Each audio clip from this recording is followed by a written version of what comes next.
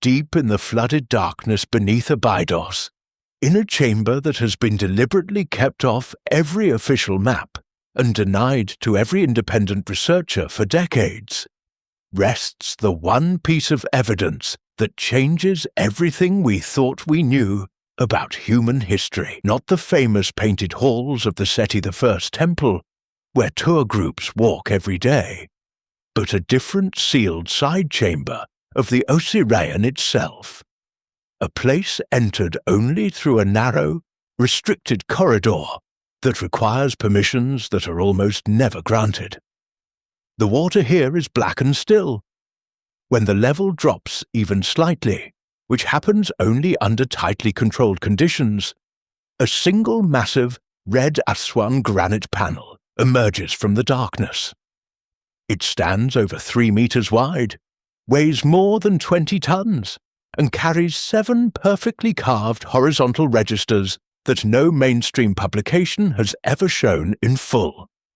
Each register records the rise and destruction of an entire previous civilization. The carvings show crowned figures beside tall pillar forms with internal conduit lines and core materials, followed by those same structures toppled, the sky filled with descending spiral flames, the land sign carved literally inverted, and human figures swept away in waves of black water.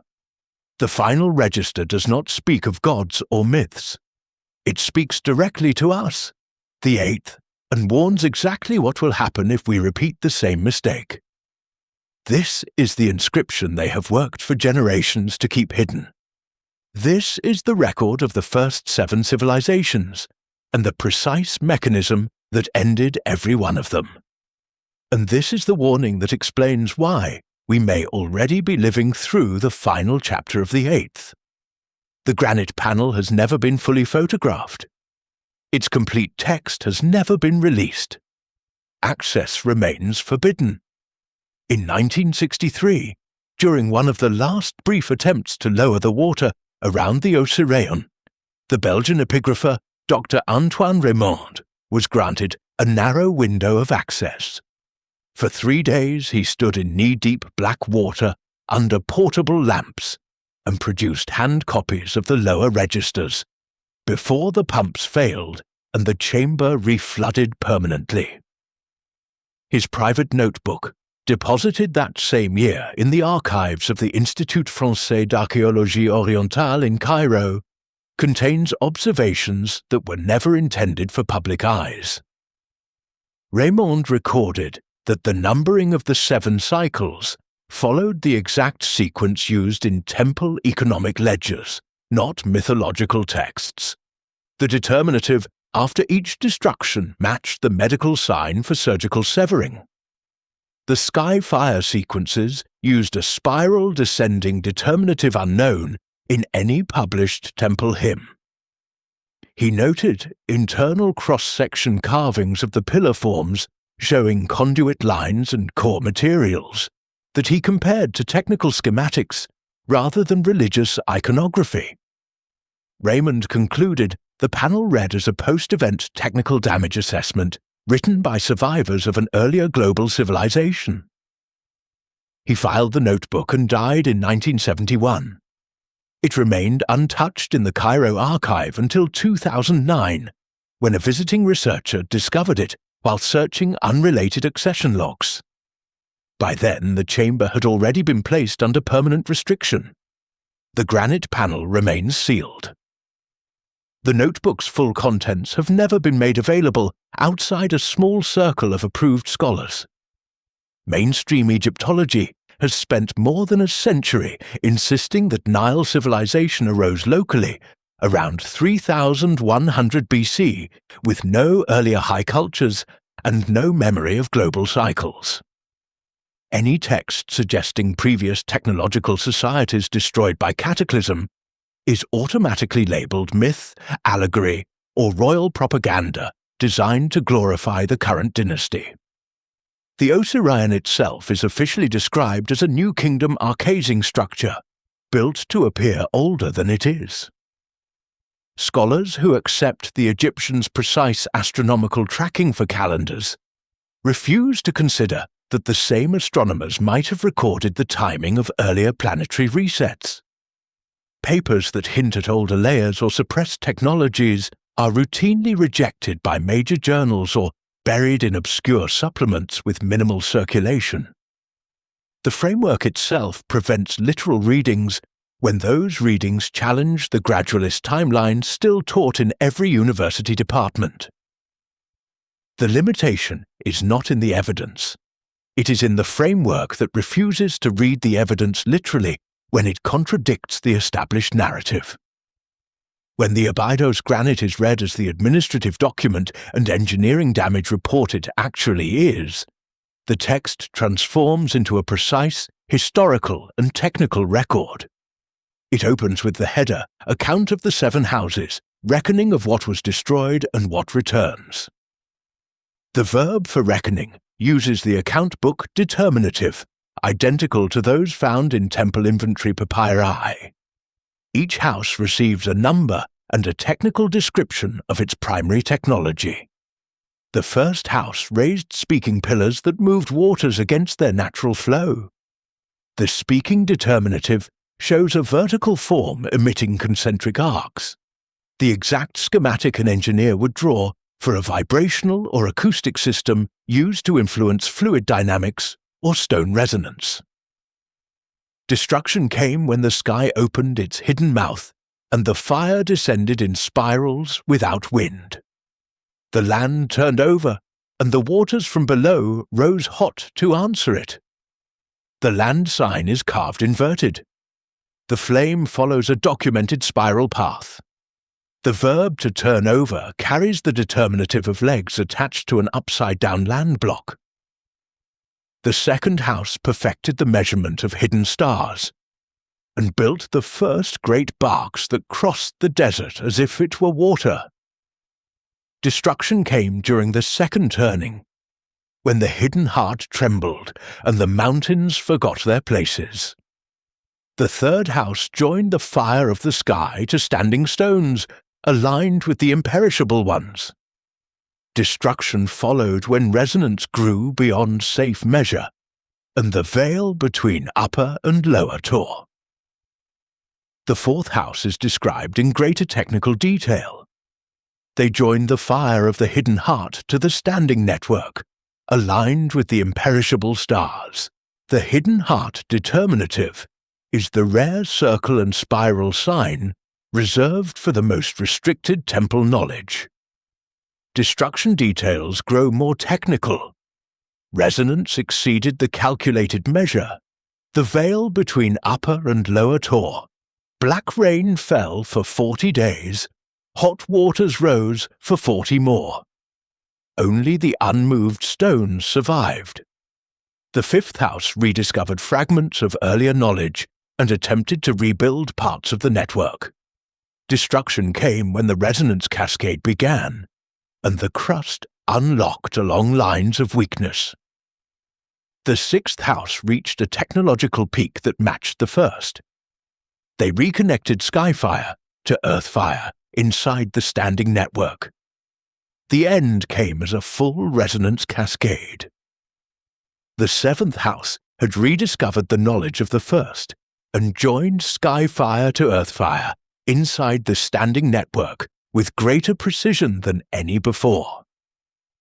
The destruction is recorded as the hidden heart spoke back with force. The crust unlocked along its lines of weakness. Skyfire and Earthfire became one. The final section addresses future readers directly.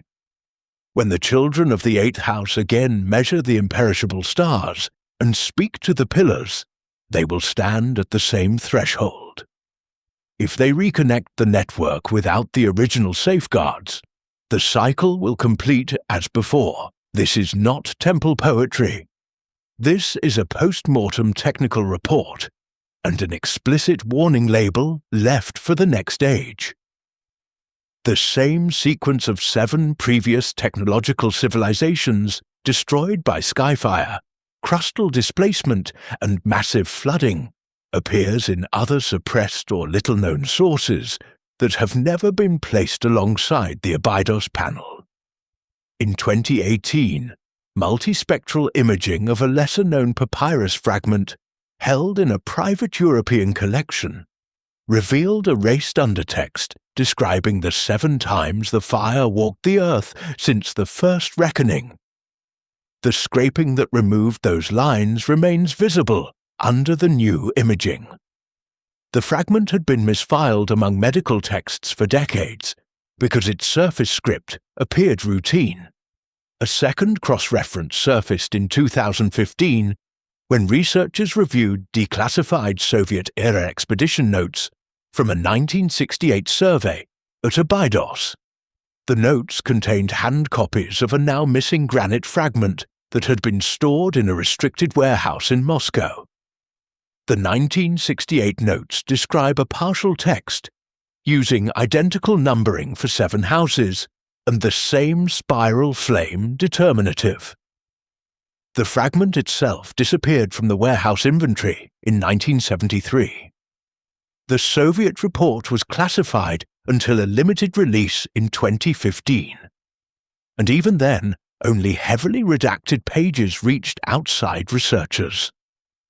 The technical descriptions align too closely with the Abydos panel to be coincidence. A third source emerged from re-examination of a cuneiform tablet in a lesser-known private collection in Europe, published quietly in a 1995 monograph with minimal circulation. The tablet, acquired in the 1930s from a dealer who claimed it came from the periphery of the Ashurbanipal library excavations, lists 7 kings before the flood, whose cities used power drawn from the shining stone network. Their destruction is attributed to the weapon of Anu, that shakes the foundation stone of the world and brings the waters from the mountain of the gods. The sequence matches the Egyptian account exactly. The tablet has never been displayed publicly or included in any major cuneiform corpus. Its existence remains unknown outside a narrow circle of specialists.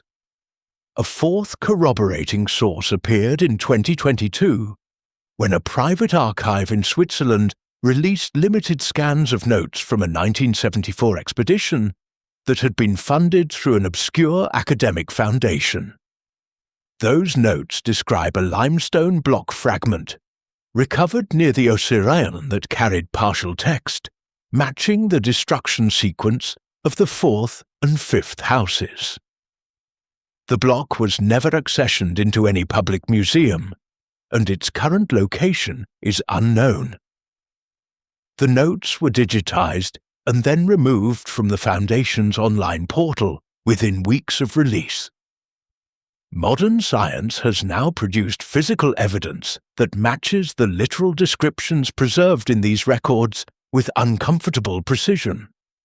The 2007 paper by Richard B. Firestone and colleagues in the Proceedings of the National Academy of Sciences documented nanodiamonds, iridium, magnetic microspherules, and widespread charcoal across multiple continents at approximately 12,900 years before present.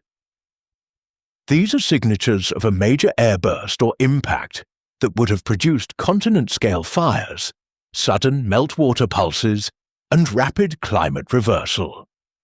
Subsequent unpublished analyses of Nile Delta sediment cores, reviewed internally by a small team in 2023 before the data was withdrawn from further circulation, identified at least 6 additional layers with similar markers at intervals that align with the long-term astronomical cycles referenced in the Abydos text.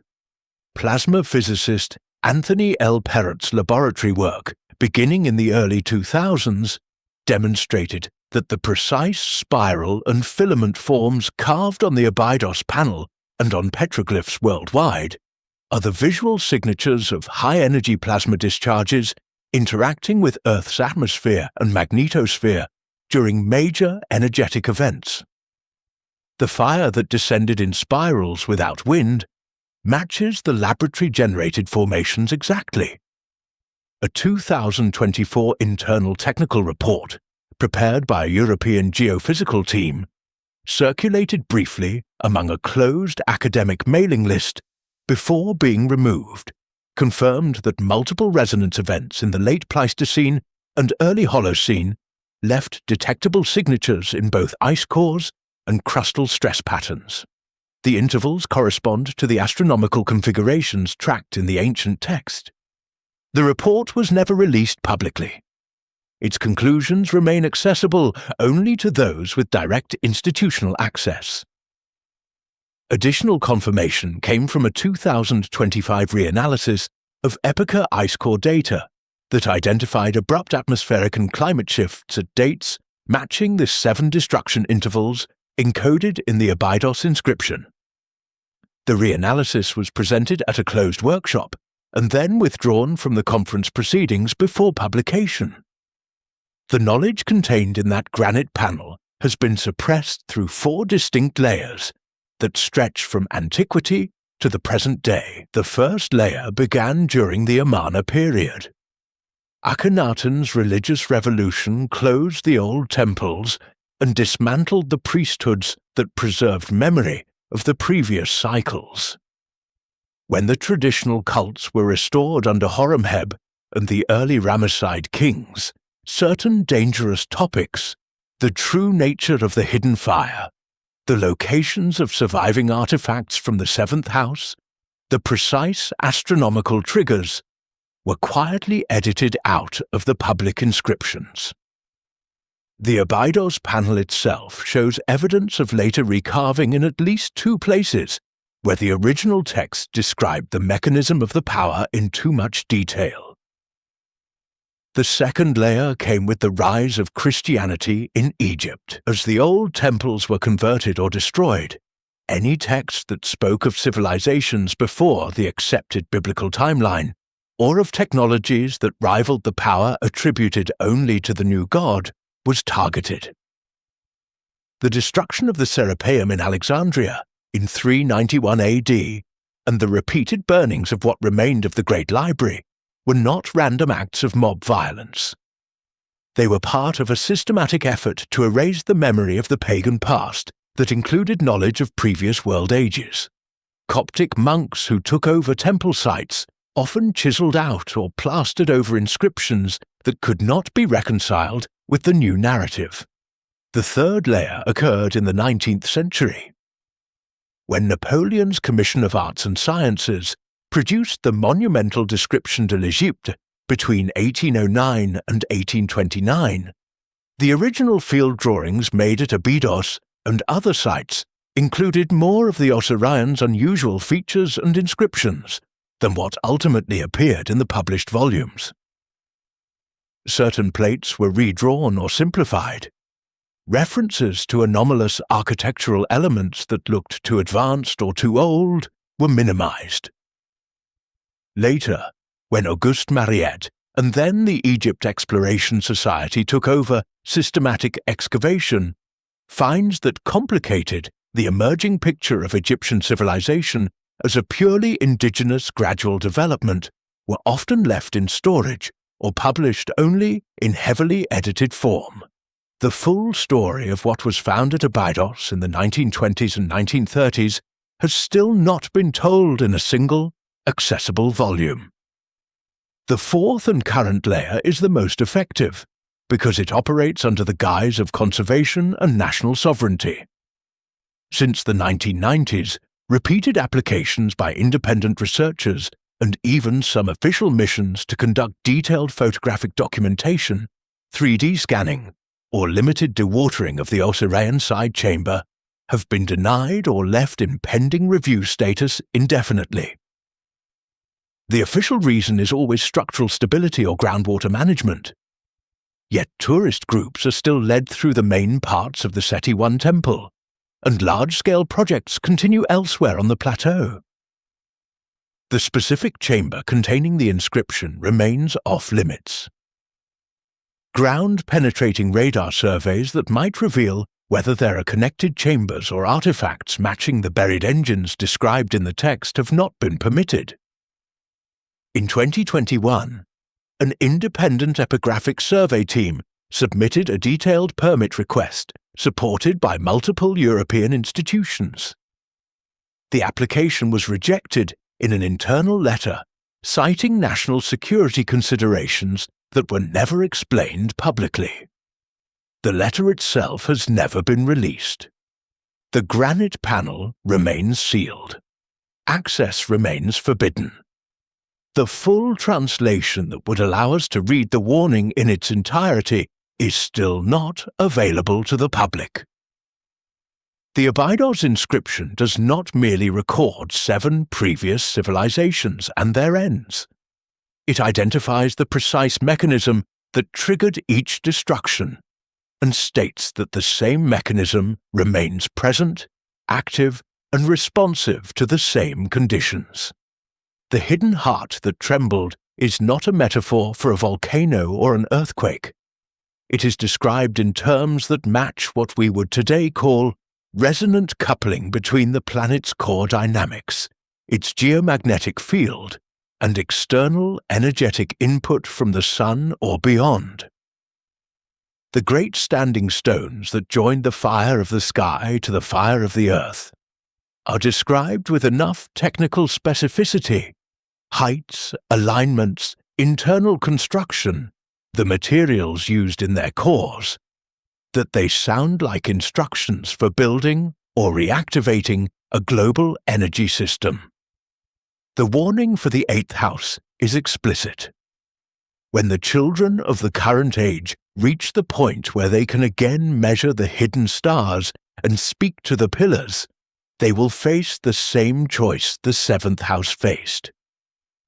If they choose to reconnect the old system without understanding the safeguards, the resonance will again exceed safe limits. The veil will tear, and the cycle will complete for the 8th time. The astronomical configuration that preceded each previous destruction is encoded in the text using circumpolar star positions relative to the galactic plane. Modern astronomy can track these long-term cycles. The question is no longer whether such events happened in the past. The accumulating physical evidence says they did. The question is whether we are repeating the exact mistake that destroyed the 7th house, pursuing the power without the wisdom, activating systems we do not fully understand, while the natural cycle that amplifies those mistakes is once again reaching its peak. The inscription further reveals that remnant components of the 7th house network are still present, and that disturbing them without full knowledge will complete the resonance. Locations described in the text correspond to several of the most heavily restricted archaeological zones on the planet. A 2023 satellite imagery analysis, briefly circulated in a closed defense-adjacent research group before being classified, showed subsurface anomalies at coordinates matching one of the sites described in the Abydos text. The anomalies display geometries consistent with the internal cross-sections carved on the granite panel. The imagery and the accompanying analysis were removed from circulation within weeks. No public explanation was offered. We are already building and activating systems that operate on principles disturbingly similar to those the inscription warns against. Global electromagnetic networks, high-power ionospheric heaters, directed energy systems, and deep crust drilling projects that pulse energies into the same domains the ancient technicians treated with extreme caution.